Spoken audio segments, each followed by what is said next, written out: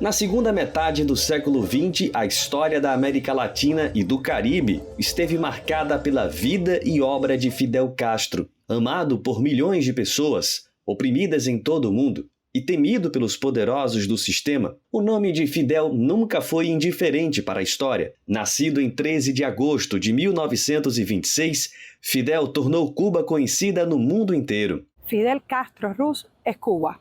O sea, no podemos hablar de Cuba sin hablar de Fidel, puesto que los últimos 65 años de historia de esta isla están marcadas por su impronta. Cuba era un país con una crisis socioeconómica raigal en 1959 y Fidel, siendo muy joven, solo 33 años tenía en aquel momento, entendió que la única manera de transformar ese país era a través de la lucha armada.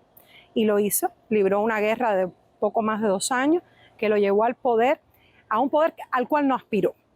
Él sabía, él decía y afirmó, y fue su conducta de vida, que el poder debía estar siempre en manos del pueblo. E assim lo hizo. Desde muito jovem, Fidel recebeu uma educação religiosa que o marcou profundamente, um aspecto que ele mesmo destacaria ao longo de sua vida.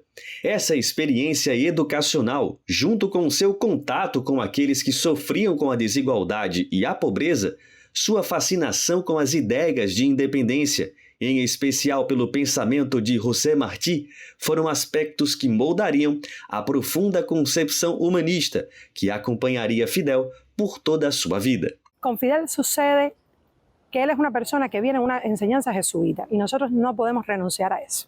Él está marcado por el espíritu austero de los jesuitas, también por la disciplina. Como característica de esta orden religiosa, lo distinguió esto. Y esto marcó su persona. Cuando Oliver Stone, el cineasta norteamericano, lo entrevistó y le dijo, Fidel, ¿qué vas a pasar con Cuba cuando tú ya no estés? Fidel le dio una respuesta extraordinaria. Le dijo que siempre había dudado de la relatividad de la gloria. Los hombres pasan, los pueblos quedan.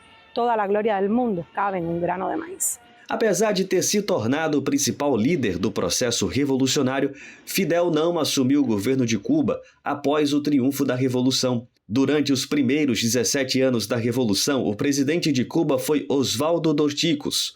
O governo era formado por diferentes forças políticas, cada uma com suas próprias peculiaridades, que haviam participado do processo revolucionário. Sem dúvida, durante todo esse tempo, a figura de Fidel sempre teve uma enorme influência sobre o governo, mas foi somente em 1976 que Fidel foi eleito para o mais alto cargo do governo. Fidel sabía los costos que tiene el poder en los procesos revolucionarios, que transforman, que desfiguran los propósitos fundacionales.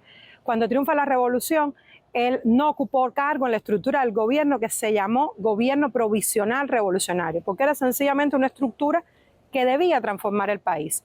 Y tiene que asumir la primera responsabilidad institucional en el gobierno, puesto que muchos de los elementos de las personas que ocuparon responsabilidades no entendía por qué se estaba haciendo una revolución. Asimismo, él detectó el peligro de que fuera un proceso político más, donde solo cambiáramos de dueño, solo personas se enriquecieran más y no se transformara el país, que era lo que se buscaba.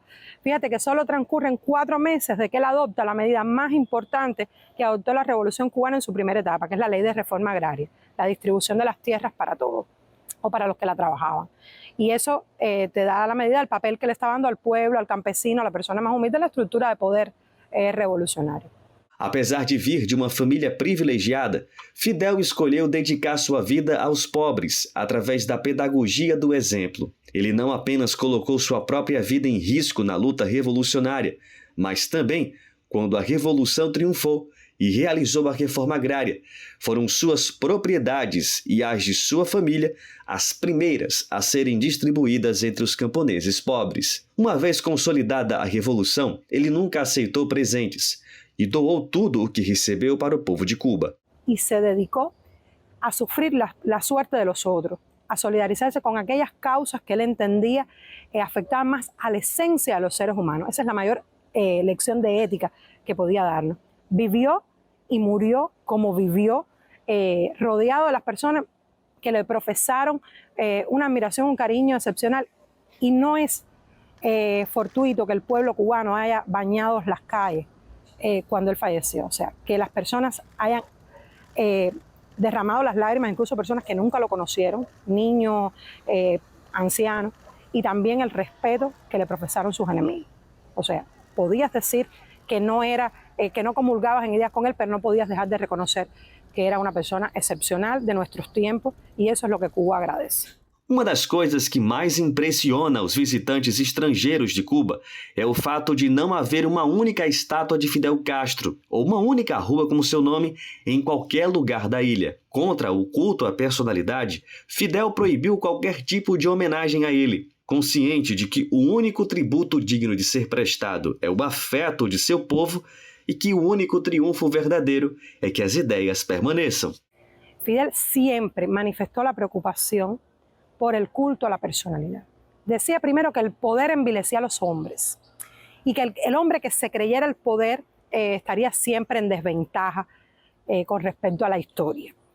Él fue una conducta de vida que asumió, o sea, él pidió que todo lo que se asociara a él estaba en el pueblo de Cuba, o sea, su principal legado era el pueblo cubano, era la obra de la revolución, que es perfectible, que tiene a veces cosas que podríamos hacer mejor, cosas que tenemos que proponernos hacer mejor en la difícil situación en que nos ha tocado construir un proceso diferente al resto, pero que vale la pena. Y él siempre nos llevó a lo que valía la pena salvar del proyecto revolucionario.